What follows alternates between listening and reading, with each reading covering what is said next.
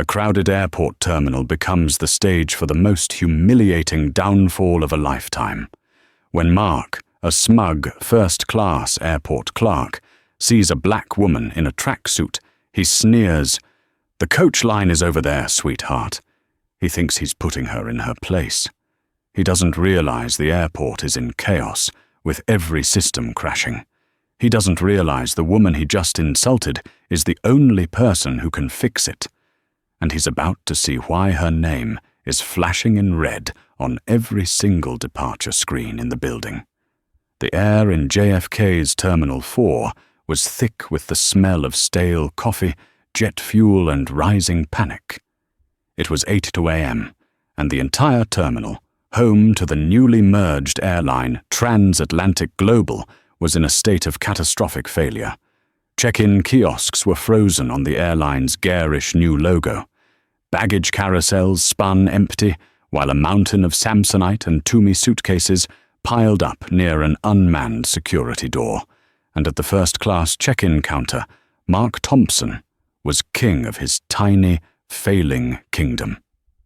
Mark loved chaos. It was the only time he felt truly powerful. When things ran smoothly, he was just a glorified data entry clerk in a polyester blazer. But when passengers were frantic, desperate, and scared, he was the gatekeeper. He wielded his power with the petty precision of a small-town tyrant. "Sir, I understand you're Gold Elite," Mark said, his voice a slick, insincere syrup, to a red-faced man in a rumpled business suit. "But as you can see, the system is down. We are all in the same boat." "My boat cost $4,000, the man shouted. "A boat that is currently sinking, sir. Please step aside," Mark said, with a smile that didn't reach his eyes. He motioned for the next person, feeling a familiar thrill as the man sputtered in defeat. He'd been working this desk for 12 years. He'd seen it all. He believed he could size up any passenger in 3 seconds. He could tell the real money from the lottery winners, spending it all on one trip. He prided himself on spotting what the fakes, the complainers, the ones trying to scam a free upgrade. That's when he saw her.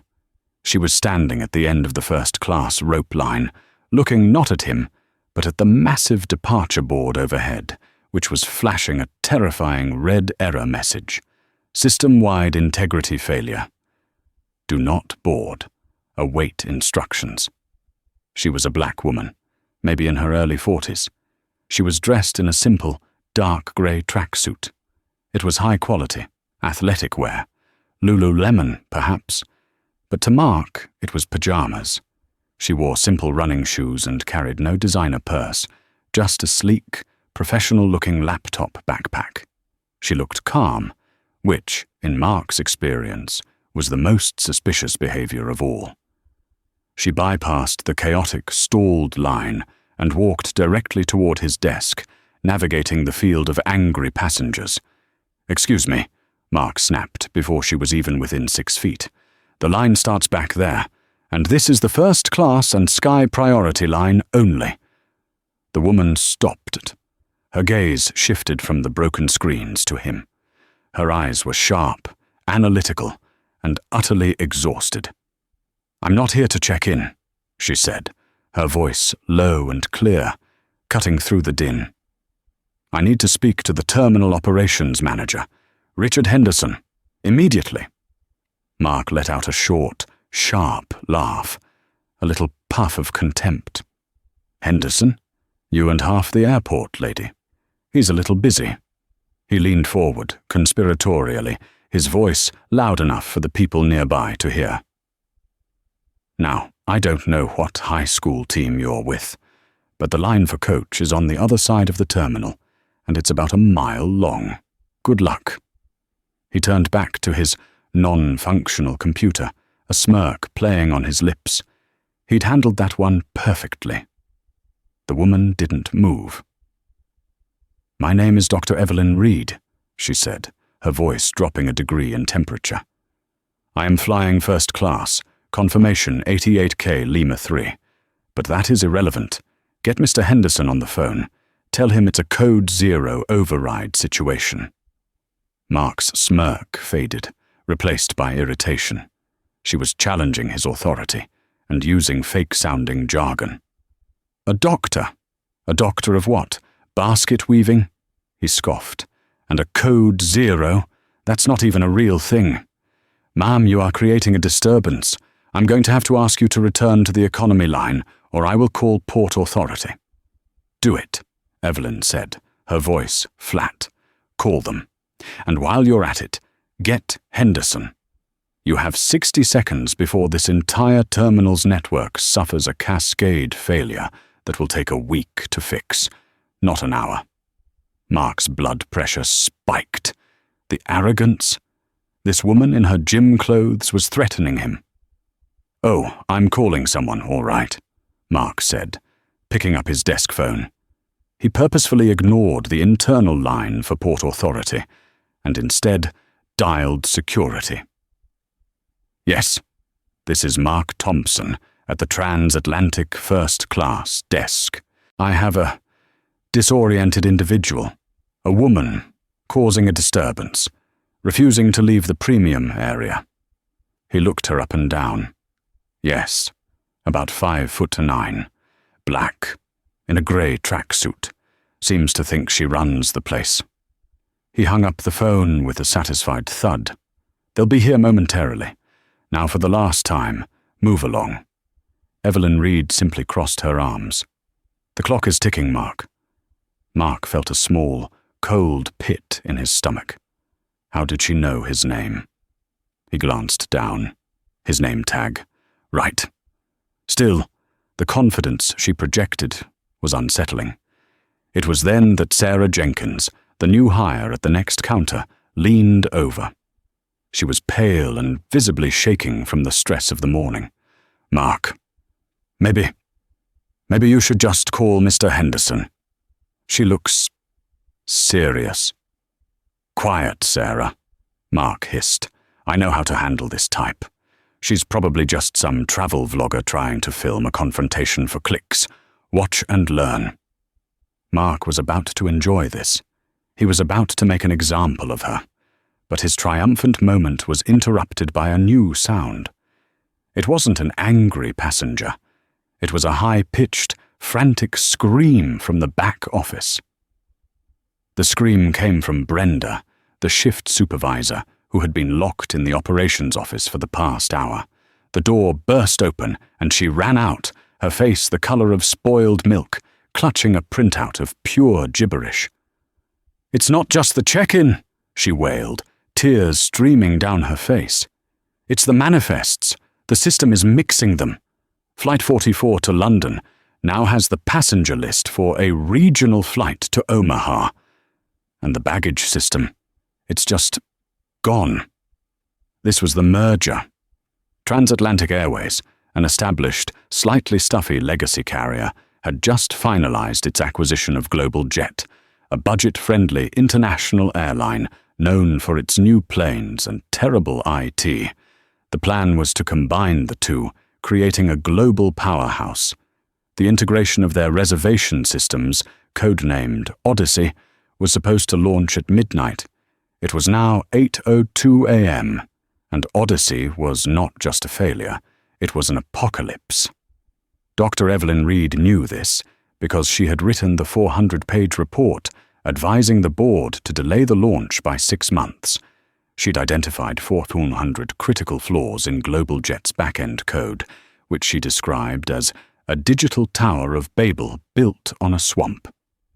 The board, led by an arrogant CFO named Gerald Vance, had overruled her. They wanted the merger reflected in the next quarter's earnings. Just push it through, Evelyn, Vance had told her on a conference call. A few glitches are expected. The market loves decisiveness. Evelyn, the newly appointed CEO of the combined company, a fact that was supposed to be announced at a press conference today, had spent the last 18 hours on a flight from the Singapore data center, where she'd been trying to build a last-minute firewall. She'd landed at 7:30 a.m., turned on her phone, and been met with a tsunami of 500 unread, increasingly terrified text messages. The system wasn't just down, it was corrupting. The massive departure board that Mark Thompson was so proud of suddenly flickered. The glitched red error message vanished, replaced by a flight from 1994. Flight 102 to Rome. On time. A small cheer went up from the crowd, which quickly died as the screen glitched again, this time showing a fatal exception, this unsigned X0007E blue screen. "See?" Mark said to Evelyn, his voice dripping with sarcasm. "They're fixing it. You can go back to Coach." Evelyn ignored him. She was watching the IT staff, local-level technicians in yellow vests, running frantically, pulling at wires in the walls, completely out of their depth. They were triage nurses trying to perform brain surgery. Her phone buzzed. It was Ben Carter, her chief of staff. She picked up. "Evelyn, thank God! Where are you?" Ben's voice was tight with panic. "The FAA just grounded our entire national fleet. The patch didn't just fail, it deleted the weight and balance protocols. We can't legally prove a single plane is safe to fly. We are hemorrhaging $500,000 a minute. Vance is going to be arrested. Where are you?" "I'm at the first class check-in, Terminal 4, Evelyn said calmly. "First class? Why are you—" "I'm being detained, Ben," she said, her eyes locked on Mark Thompson. "There's an employee here, Mark Thompson, who believes I'm a disoriented individual and has called security." There was a dead, cold silence on the other end of the line. "He what?" "He seems to be under the impression I belong in the coach line," Evelyn continued. "He's also refusing to contact the operations manager." "Give me the phone." Ben's voice was suddenly lethal. "Put me on speaker. Now." Evelyn held out her phone. "My chief of staff would like a word." Mark looked at the phone as if it were a bomb. He was trapped. If he refused, he looked weak. If he took it, he was engaging with this woman's fantasy. "This is ridiculous," he muttered. But he took the phone. "This is Mark Thompson. You're speaking to an airline representative." Ben's voice exploded from the small speaker, so loud that passengers nearby flinched. "Listen to me, Mark. You have precisely 10 seconds to get Richard Henderson and 2 Port Authority officers to your desk. You are not to speak to Dr. Reed. You are not to look at her. You are to stand there and wait for Mr. Henderson. If you fail, I will personally see to it that you are not only fired, but that your negligence is listed as the primary cause for today's $500 million operational loss. Do you understand me?" The color drained from Mark's face. The specific, terrifying number. The sheer, unadulterated venom. This was not a vlogger. His hands were shaking. He fumbled for his desk phone, his eyes wide with dawning horror, staring at Evelyn Reed, who was now just watching him, her expression unreadable. At that exact moment, 2 Port Authority officers arrived, batons in hand. "Sir, we got a call about a disturbance," the lead officer said, approaching Mark. Mark looked at the officers, then at Evelyn, then at the phone in his hand. He was completely frozen. "That's him," Mark stammered, his brain short-circuiting, pointing at Evelyn. "That's the woman. She's what, Mr. Thompson?" Evelyn asked, raising an eyebrow. But before Mark could commit career suicide, a new figure burst through the swinging doors of the back office, his face a mask of sweat and terror. It was Richard Henderson, the terminal operations manager. He was on his own phone, screaming, "I don't care! The entire board is looking for her. She was on Flight 12 from Singapore, landed 30 minutes ago. Find Dr. Evelyn Reed, or we are all finished." Mark Thompson's world stopped. He heard the name. "Dr. Evelyn Reed." He looked at the woman in the tracksuit. He looked at the officers. He looked at the frantic, screaming manager.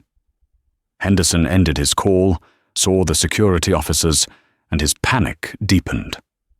"What's going on here? We have a system collapse and you're harassing passengers?" "This employee, Mark Thompson, called us, sir," the officer said, confused. "He reported this woman." Henderson finally saw the woman the officer was pointing at. His eyes widened, his jaw unhinged. The phone slipped from his slick hand and clattered to the floor. "Dr. Reed?" he whispered, his voice cracking. "Oh my God." Mark Thompson felt the floor give way beneath him. The laughter in the terminal, the crying children, the alert sirens, it all faded into a deafening roar in his ears. Evelyn Reed. He didn't just know the name. For the past 2 weeks, it had been on every internal memo, every press release draft, every panicked email about the merger. "Please welcome Dr. Evelyn Reed, our new Chief Executive Officer." The silence at the check-in counter was so profound, it felt like a vacuum.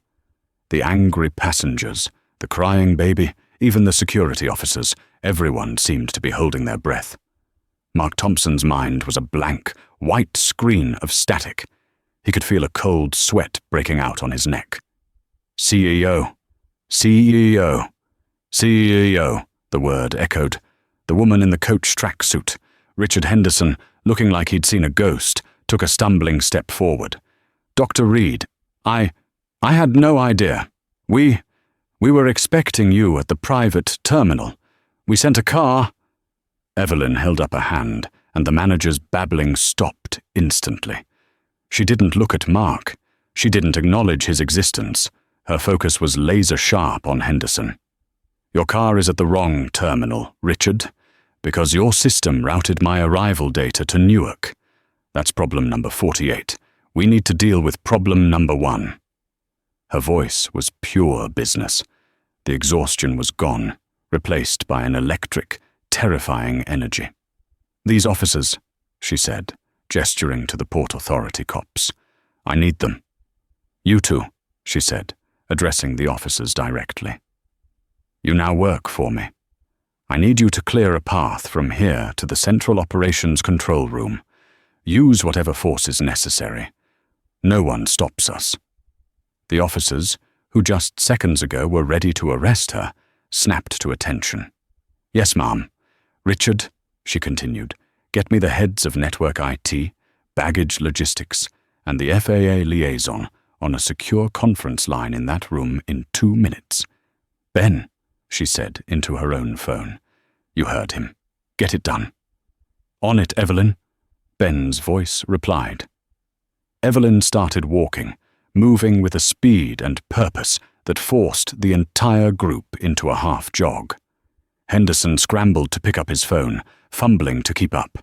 The 2 officers moved ahead, shouting, "Make way! Official airport business!" Mark Thompson was left standing alone behind his useless counter. He watched as the sea of angry passengers parted for this woman. He felt invisible.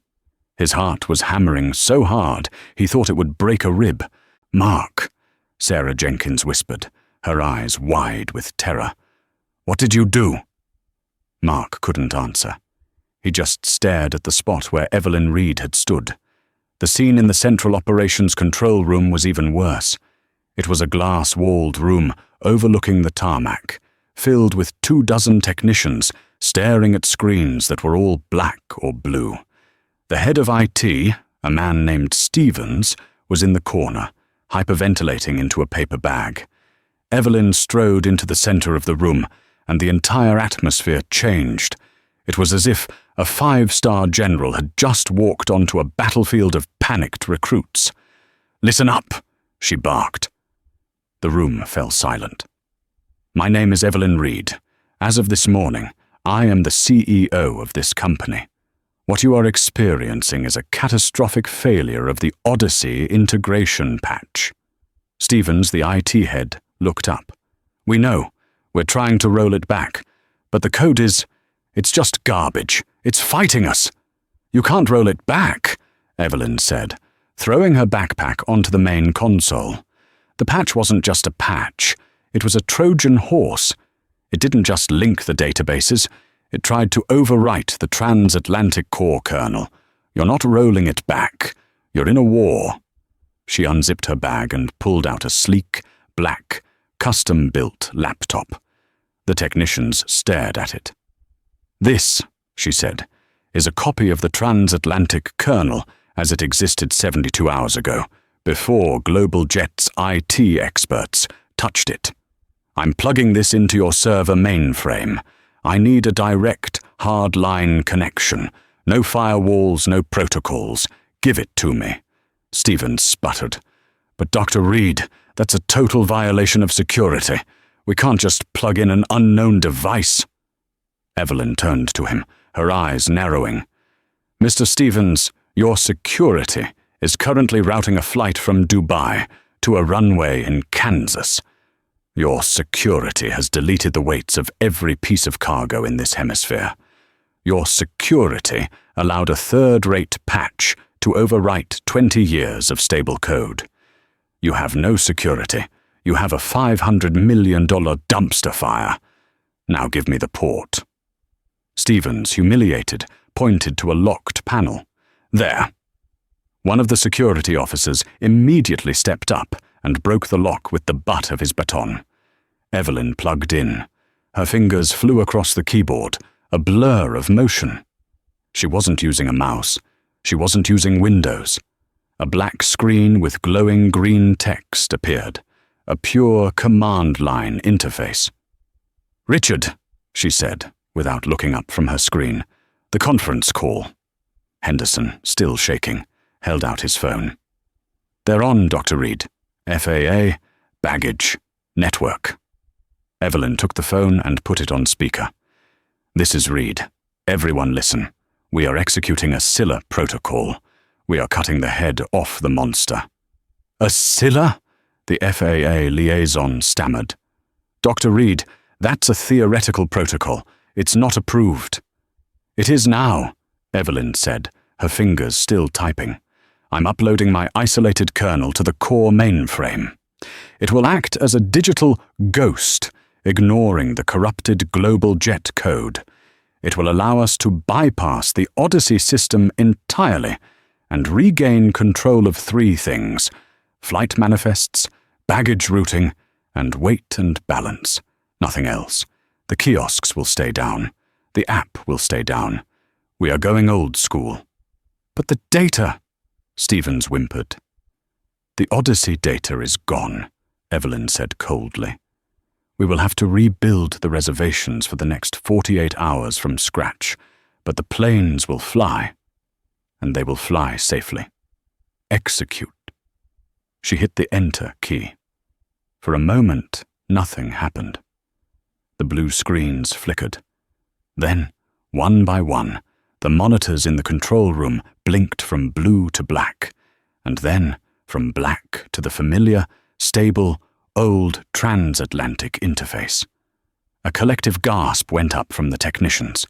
It's back," one of them whispered. "The old system, it's clean." "Don't celebrate," Evelyn snapped. "The corrupted manifests are still in the local caches of every gate. We need to purge them." She looked at Henderson. "Richard, I need a message sent to every single screen in this airport. Passenger-facing, employee-facing, all of them." "What's the message?" he asked, grabbing a notepad. Evelyn turned her head slightly, and for the first time, a small, cold smile touched her lips. "Message is, system-wide alert. All operations paused. Do not trust local data. Awaiting directive from CEO Evelyn Reed. Make it loop. Make it red. And I want it live. Now." Back at the first-class counter, Mark Thompson was in a cold sweat. He hadn't moved. He was functionally paralyzed, replaying the last 10 minutes over and over in his head. Coach, doctor of basket weaving, disoriented individual. Each word was a nail in his own coffin. "Mark, you should go," Sarah Jenkins whispered, tugging on his blazer. "Go to the break room. You look like you're going to be sick." "I can't," he whispered back. I'm supposed to be at my station. He was clinging to the last shred of his routine, the flimsy armor of his job title. He kept trying to log into his terminal, but the screen was frozen on the blue screen of death. "What's going to happen?" Sarah asked. "Nothing," Mark said, trying to force confidence into his voice. It was a mistake, a simple mistake. She was dressed inappropriately. How was I supposed to know? She'll understand. It's a stressful day. But even as he said it, he knew he was lying. He hadn't just been mistaken. He'd been cruel. He'd enjoyed it. And he'd done it in front of witnesses. He remembered her eyes. Not angry, not hurt. Just analytical, like a scientist observing a bug right before pinning it to a board. It was then that every screen in the terminal, the massive departure board, the small gate displays, even the TVs in the closed airport bars, flickered simultaneously. The blue screens of death vanished. For 1 second, they were all black. Then, in giant, pulsing red letters, a single message appeared. It was repeated, line by line, on every available inch of screen space. System-wide alert. All operations paused. Do not trust local data. Awaiting directive from CEO Evelyn Reed. System-wide alert. All operations paused. Do not trust local data. Awaiting directive from CEO Evelyn Reed. Mark read the name. Evelyn Reed. The passengers read the name. A low murmur went through the crowd. "Evelyn Reed? Who's that? Is that the pilot? Must be the head of the FAA." But Mark knew, and Sarah knew. Mark felt his knees buckle. He grabbed the counter to steady himself. It was real. She wasn't just a manager. She wasn't just a VP. She was the CEO. The one on all the memos. The woman whose picture he hadn't even bothered to look at during the mandatory Welcome CEO webinar. And he had called her Coach. He looked at her name, flashing in red, dominating the entire airport. The woman he'd tried to banish to the economy line was now the only name that mattered. She was the airport. She was the airline. "Oh, God," Mark whispered, a wave of pure, undiluted nausea washing over him. Oh my God. He saw his reflection in the dark, polished granite of the counter. His slicked back hair, his stupid, clip-on, premium service pin, his pale, terrified face. He had spent 12 years building his little kingdom, ruling over the rope line, deciding who was worthy and who wasn't. He had judged 1,000 people on their shoes, their accents, their skin color. And in one spectacular, 5-minute burst of arrogance, he had insulted the one person on Earth who held his entire future in the palm of her hand. The terminal intercom, which had been silent for an hour, crackled to life. But it wasn't the usual, automated, "the white zone is for loading" message. It was a live feed from the control room. It was Evelyn Reed's voice. "This is Dr. Evelyn Reed, CEO of Transatlantic Global." Her voice boomed, crisp and clear, over the entire terminal. "We are experiencing a system-wide failure due to our merger integration. Your safety is our primary concern, and we will not fly a single plane until we are 100% certain of its integrity." The crowd, which had been on the verge of a riot, grew quiet. Her voice commanded attention. "We have successfully isolated the corrupted code," her voice continued. "We are now manually rebuilding all flight manifests for the next 12 hours. This will be a slow, manual process. All gate agents, I repeat, all gate agents, are to report to their stations. You will be given paper and pencil instructions. Follow them precisely. Do not use your terminals." Mark watched as agents, who had been hiding in back rooms, began to emerge, looking like soldiers called to the front line. "To our passengers," Evelyn's voice said, "I know you are frustrated. I know you are tired.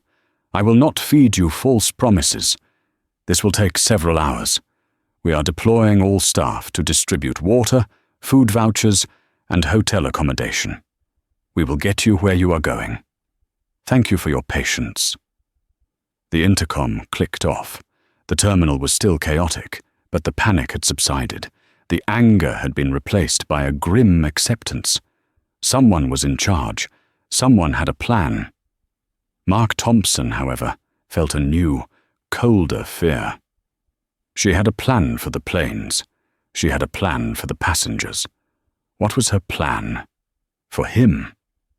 He looked up at the departure board again, awaiting directive from CEO Evelyn Reed. He was awaiting her directive, and he had a terrible, sinking feeling that it was not going to be a request to check her bags. For the next 4 hours, Evelyn Reed was a whirlwind. She didn't just fix the system, she rebuilt it. She coordinated with the FAA to get new flight plans approved. She directed the baggage handlers, on foot with walkie-talkies, to manually sort luggage for the first 3 critical international flights. She turned the captain's lounge into a data entry hub, with 50 employees on laptops, manually rebooking thousands of passengers using the Ghost system she had installed. She was a systems architect, a field general, and a crisis manager all in one. The useless IT head, Stevens, was relegated to fetching coffee. Richard Henderson, humbled and terrified, became her personal runner, sprinting from concourse to concourse with her handwritten orders. At noon, the first plane, Flight 101 to London, pushed back from the gate. The control room burst into applause. Evelyn didn't smile. She just moved on to the next problem. "Ben," she said into her headset, her eyes still on a screen displaying fuel loads. "Here, Evelyn," his voice came back. "The situation is stable. We're moving from triage to recovery.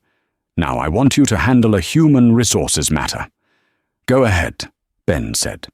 "That employee at the check-in counter, Mark Thompson. I want his entire file. I want every performance review, every commendation, and most importantly, every single customer complaint filed against him. I want it in the last 20 years. Have it on my tablet in 15 minutes. "Already on it, boss," Ben said. "I started pulling it the moment you hung up on him." 15 minutes later, Evelyn took her first break.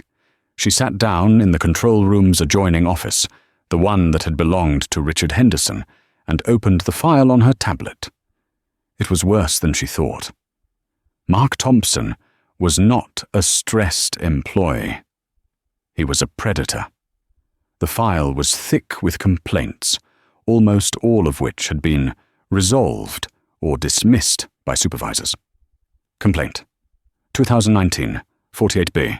Passenger, David Chen, alleged Thompson refused to check his bags, telling him to go back to where he came from. Resolution. Passenger was confused by baggage rules. Complaint. 2021, 112C. Passenger, Fatima Al-Jamil, alleged Thompson made her miss her flight by repeatedly losing her passport and visa at the desk while smirking. Resolution. No security footage available. Complaint. 2023 Batiat 90A. Passenger, Marcus Washington, alleged Thompson called security on him for loitering in the first-class line, despite holding a valid first-class ticket. Resolution. Employee was following protocol. There were 14 complaints in total, 14 separate incidents, all targeting people of color, people with accents, or anyone Mark Thompson deemed lesser than. And every single one had been swept under the rug by Richard Henderson's lazy, complicit management. Evelyn's jaw tightened. This wasn't a mistake. This was a pattern. This was a culture. Mark wasn't a bad apple. He was the product of a rotten orchard. She read on. His performance reviews, written by Henderson, were glowing. Mark is a reliable, firm gatekeeper for our premium passengers. He handles difficult customers with efficiency. Difficult. Evelyn knew what that meant. She looked at the file for Sarah Jenkins, the young woman who had tried to intervene. Perfect attendance, not a single complaint, 3 customer commendations for kindness and going above and beyond. Evelyn closed the file. She stood up, smoothing down the high-end Lululemon travel suit she'd been wearing. It was wrinkled and stained with a bit of coffee she'd spilled on herself. She looked, she thought, like a woman who had just been through a war.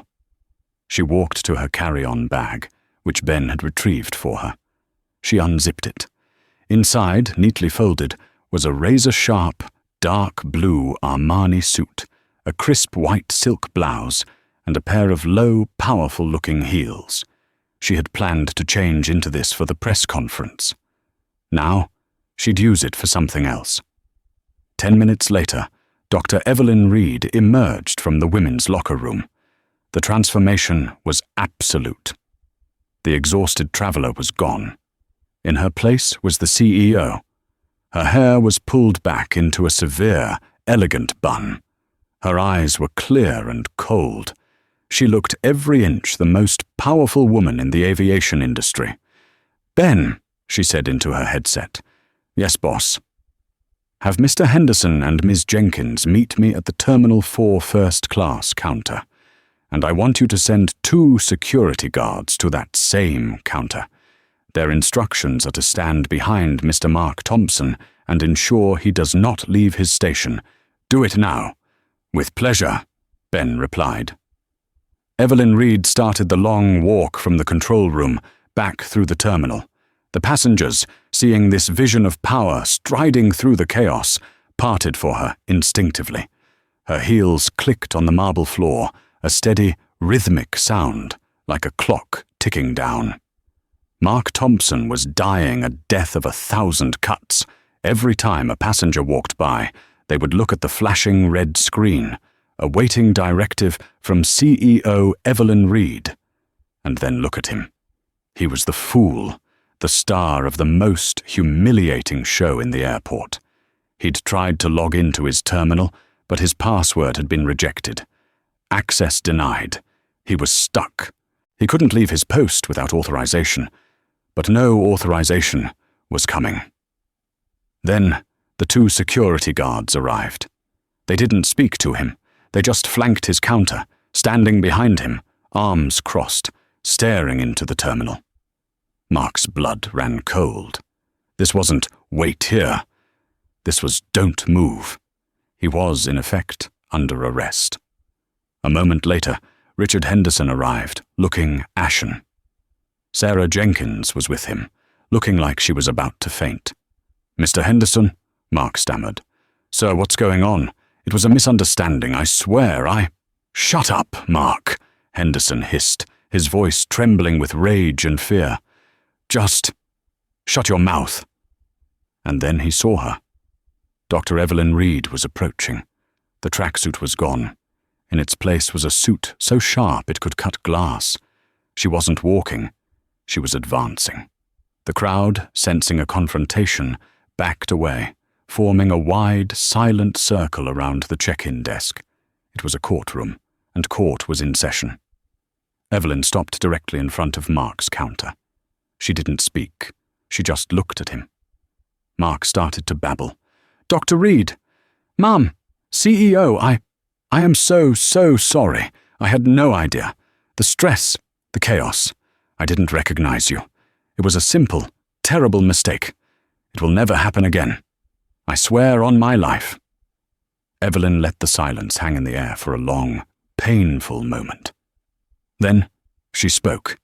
Her voice was not loud, but it was so cold and clear that everyone in the makeshift courtroom heard every word. "A mistake, Mr. Thompson," she said. "A mistake is typing the wrong code. A mistake is spilling coffee. What you did was not a mistake. It was a choice." She turned to the passengers watching. "This man, Mr. Mark Thompson, has been the face of transatlantic first class for 12 years. And this morning, when I, dressed in a tracksuit after an 18-hour flight, approached his desk for help, he did not ask my name. He did not ask to see my ticket." She turned back to Mark. You called me sweetheart. You asked if I was a coach for a high school team. You told me, and I quote, "The coach line is over there." Then you mocked me for being a doctor, and finally, you called security to have me forcibly removed. Mark's face was crimson. I was trying to maintain order. Were you? Evelyn said. Were you maintaining order in March 2023 when you called security on Marcus Washington, a black man in a hoodie who was also a fully paid first-class passenger? Mark's eyes went wide. I don't recall. Were you maintaining order in November 2021 when you misplaced Fatima Al-Jamil's passport until she missed her flight? Or in 2019 when you told David Chen to go back where he came from? A gasp went up from the watching crowd. Mark looked around, horrified. She was reading his file, out loud. "This was not a mistake, Mr. Thompson," Evelyn said, her voice like steel. "This was a pattern. This was a hobby. You enjoyed the small, pathetic power you had. You enjoyed humiliating people you decided were lesser than you. The only difference is that today, you did it to me." She placed her hands on the counter, leaning in just slightly. "You see, your mistake wasn't just insulting. It was negligent. While you were on your little power trip, you were actively obstructing the one person on this continent who could stop this airline from liquidating. Your mistake, your little 5-minute game, delayed the system reboot by exactly 14 minutes.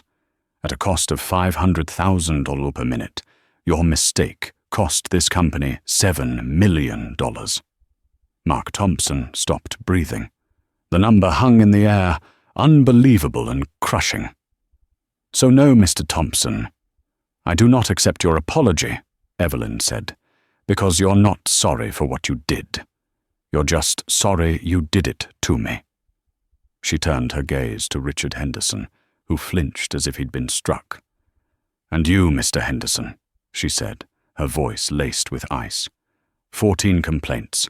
14 times this man showed you exactly who he was, and 14 times you signed off on it. Employee was following protocol.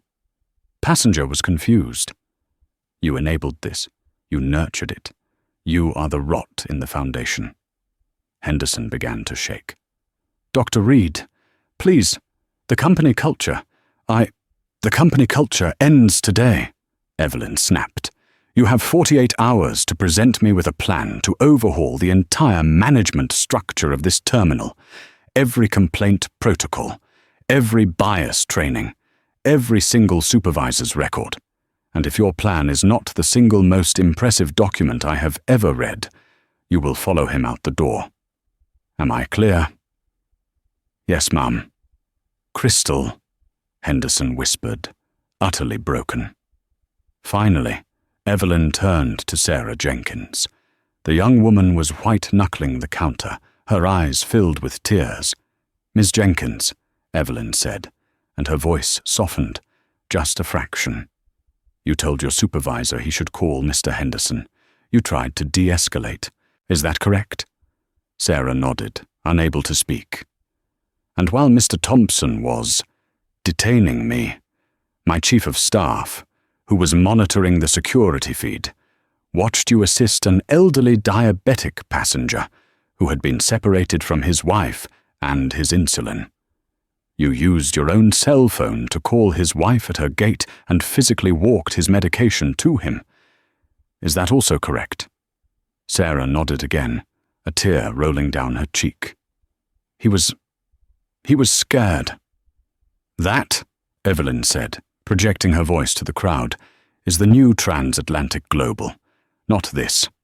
She gestured to Mark. "But that?" She looked at Henderson. "Effective immediately, Ms. Jenkins is promoted to shift supervisor of this terminal. She will receive a 40% pay increase, and she will be in charge of retraining your entire premium staff, including you." Sarah's hands flew to her mouth, a sob of shock and relief escaping her. Evelyn turned back to Mark. The coldness returned. "Mr. Thompson, you are terminated.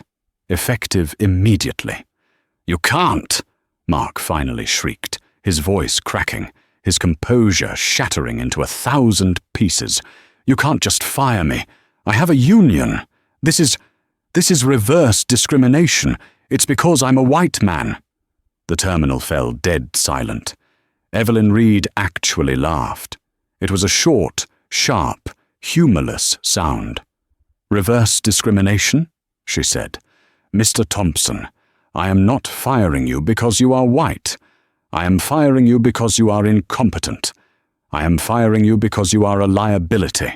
I am firing you because you cost this company $7 million and embodied a culture of arrogance and bigotry that ends now." She nodded to the 2 security guards, who each took one of Mark's arms. "Your credentials have been revoked.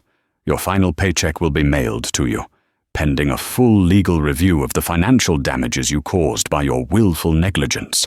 Our legal team will be in touch. Get him out of my airport." "No, please!" Mark shrieked, finally bursting into tears as the guards began to pull him away from the counter. "I need this job. Please, I'm sorry. But it was too late. The guards dragged him, stumbling and sobbing, through the swinging doors of the employee-only area, his desperate pleas echoing in the terminal.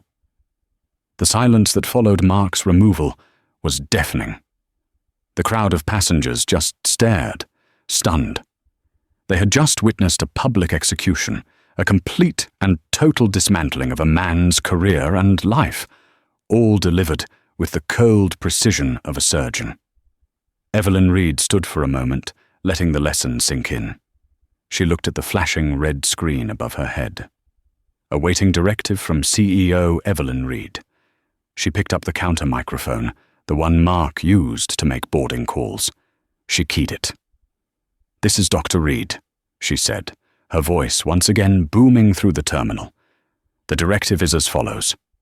We will be better. We will treat every person with dignity. And we will get you to your destinations. Thank you for your patience." She looked at the departure board. "Ben," she said into her headset, "change the screens." A second later, the red alert vanished. The familiar blue and white departure board flickered back to life. But it was different. It was the new, clean interface she had designed. And every single flight, from London to Los Angeles, from Paris to Dallas, flashed one word: on time. A wave of applause, low at first, then growing into a roar, swept through the terminal. Passengers were clapping, cheering, some even crying with relief. They weren't just clapping for the flights, they were clapping for her. Evelyn nodded to Sarah Jenkins, who was still trying to process her new reality. "Supervisor Jenkins, get your team. Let's get these people home." Yes, ma'am, Dr. Reed," Sarah said, snapping into her new role. "Okay, team, you heard her. Let's get to work. Brenda, Linda, I need you on gates 4 and 6. Let's start with London." Evelyn watched for a moment as the terminal, once a pit of chaos and despair, transformed into a humming, focused hive of activity. Sarah was a natural leader, her instructions kind but firm, and the staff, having seen the alternative, jumped to obey. Richard Henderson stood by, pale and silent, waiting for his own orders. "Richard," Evelyn said, not looking at him. "Yes, Dr. Reed. Get me a coffee, black, and then go to your office and start writing that proposal. The clock is ticking." "Yes, ma'am," he said, and hurried off, a man saved from the gallows, but just barely. Evelyn finally allowed herself a small, weary sigh. The crisis was over. The hard part was just beginning. She had to fix an entire company, root out every Mark Thompson, and elevate every Sarah Jenkins. It was a monumental task. Her phone buzzed. It was the board of directors, the ones who had ignored her warnings. A text from the CFO, Gerald Vance. Evelyn, incredible work. Truly, I don't know how you did it. The market is stabilizing. Let's connect tomorrow about getting Odyssey back online. Evelyn's fingers typed a reply. Gerald. The Odyssey project is dead. I am scrapping it, and we are billing Global Jet's former owners for the 500 metals in damages. My report on your negligence in pushing the launch will be on your desk by 5 p.m. I expect your resignation and the resignation of the entire IT Oversight Committee by 6 p.m. If I don't have them, I will be holding a press conference about exactly who is responsible for today's failure. Am I clear? She hit send. Her phone immediately started ringing. She declined the call. She looked up at the board. On time. She had a company to run. Mark Thompson was processed out of the employee screening area with humiliating efficiency. His ID badge was cut from his neck with a pair of shears. His locker was emptied into a clear plastic bag. He was escorted by the 2 security guards, not through the terminal, but through the cold, concrete baggage tunnels, and deposited unceremoniously onto the curb of the arrivals loop, right next to a garbage can. He stood there, dazed, in his polyester blazer and his clip-on pin, which he hadn't yet taken off. The sounds of the airport, taxis honking, dispatchers yelling, assaulted him. He was on the outside. He pulled out his phone to call his wife, but a new email had just arrived. It was from Transatlantic Global Legal. Subject: Notice of legal action and termination. Mr. Thompson, this letter confirms your termination for cause due to gross negligence, willful misconduct, and breach of your duty of care. As a result of your actions on October 20th, 2025, which directly resulted in a 14-minute delay to system-wide recovery, the company is holding you personally liable for $7,000 in associated damages. Your final paycheck has been seized. Our litigation team will be serving you with a formal summons within 48 hours. Mark's phone slipped from his hand. 7 million. It wasn't a firing. It was a ruination. They were going to take his house, his car, his pension, everything. He had flown too close to the sun, and he had been utterly annihilated. He looked up, desperate, at the massive terminal he had just been exiled from. The glass reflected the afternoon sun, and high above, on the massive digital ticker tape that ran along the building, a new message was scrolling. It wasn't about delays. Welcome to the new Transatlantic Global, where every passenger matters. Mark knew, with a soul-crushing certainty, exactly who had written that message. He sank onto the curb, put his head in his hands, and for the first time in his adult life, he wept for his own self-inflicted destruction. Inside, the airport was thriving. In the new CEO's office, Dr. Evelyn Reed was finishing her first day. The board had, as requested, submitted their resignations. Sarah Jenkins had successfully gotten the first 12 flights out, and the media, catching wind of the new CEO's dramatic first day, was calling her the Oracle of O'Hare. Though the incident was at JFK, they loved the alliteration. She was on her final video call of the day with her new, hastily promoted operations team. The lesson from today is simple, she said, her voice tired but strong. We are not in the business of flying planes. We are in the business of people. Our arrogance was our poison. Our humility will be our cure. Don't you ever forget that. Good night, everyone. She closed her laptop, stood up, and walked to the massive window overlooking the tarmac. The sun was setting, painting the sky in shades of orange and purple.